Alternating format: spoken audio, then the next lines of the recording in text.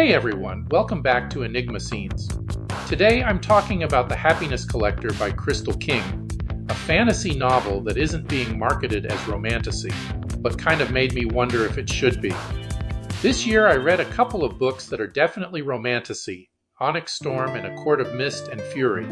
I've read their predecessors too, so even though romantasy isn't really my thing, I know the genre.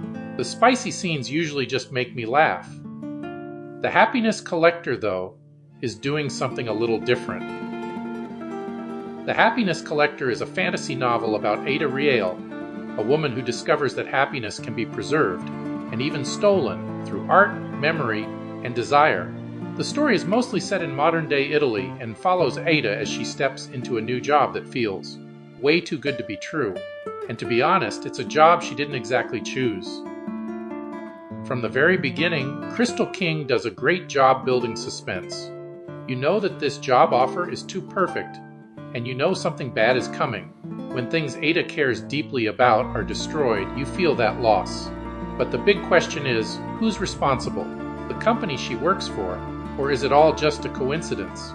I'll admit it, I enjoyed imagining the dream job aspect of this story, even knowing it wouldn't last.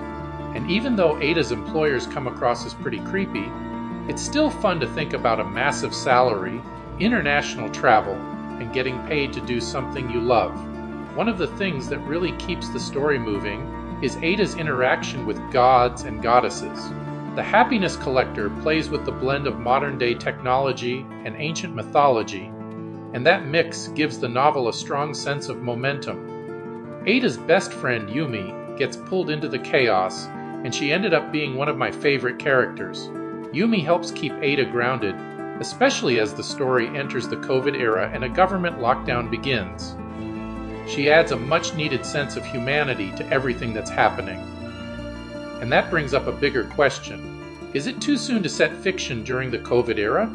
This isn't the first novel to do it, and King integrates it into the story well, but personally, revisiting that period didn't thrill me. That might just be lingering trauma from a very dark time. I also found myself wondering about Ada's relationship with a character named Mo. I'm not sure if he was meant to come across as dark and sexy, but I mostly found him annoying. Some of the events that happened to Ada aren't especially surprising, which made me wonder, were they meant to be? There is also a romance subplot, but it doesn't distract from the main story. This is why I am wondering whether or not this novel could be put in the romantasy category. Even so, I stayed invested in where Ada's story was going. If you like fantasy stories where Greek or Roman gods interact with modern characters, there's a good chance you'll enjoy The Happiness Collector. It's definitely not as dark as American Gods, but the pacing is much faster.